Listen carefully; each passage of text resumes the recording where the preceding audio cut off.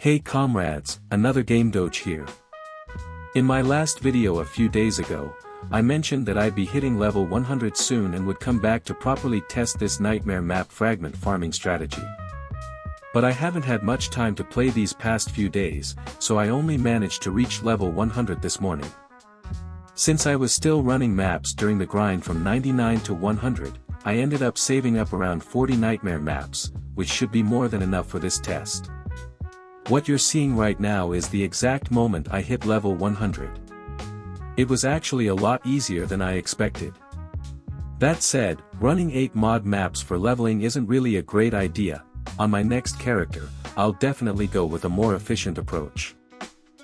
This is the Atlas tree I'm using for running 8 mod maps and farming Nightmare Map Fragments.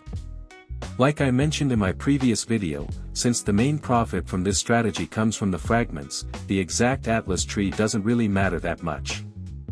I basically just rush straight to the boss, kill it, and move on to the next map, unless the Mirage entrance happens to be close to the boss room. In that case, I'll go for it and kill the boss a second time. Otherwise, I usually don't even bother with Mirage. As you can see, after reaching level 100, I also updated my passive tree and swapped out a couple of gear pieces, which significantly increased my damage compared to last time. There's still some room for improvement on this Frost Blades Warden, and I'll put the POE link in the video description. But for most farming strategies, it's already more than enough. Right now I've saved up a bit over 200 divines, and I don't plan to invest any more into this character. I'll probably start a new Hierophant once I reach around 500 divines. Alright, that's one full run of Nightmare Map Fragment farming. I'll show some drop highlights next, but you can also skip straight to the end of the video if you just want to see the total profit from all 40 maps.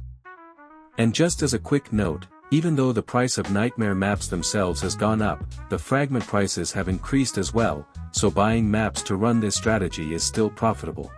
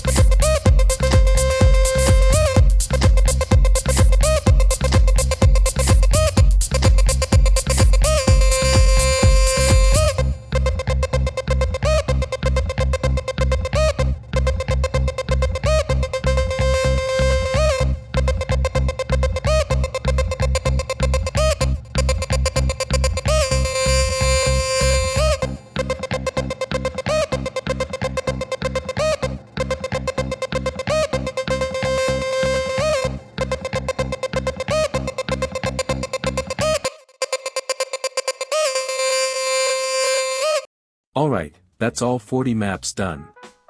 I took a short break in the middle, so in total it took me about 1 hour and 15 minutes. Aside from the fragments, we did get some random ground drops, but for this test, we're only counting the profit from Reality Fragments. As you can see, our luck this time was quite a bit worse than last run. Last time, I got 26 fragments from 20 maps, while this time it's only 38 fragments from 40 maps. However, like I mentioned at the beginning, fragment prices have gone up, so our overall profit actually increased.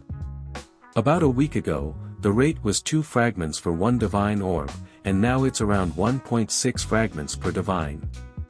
So these 38 fragments should sell for roughly 23 divines.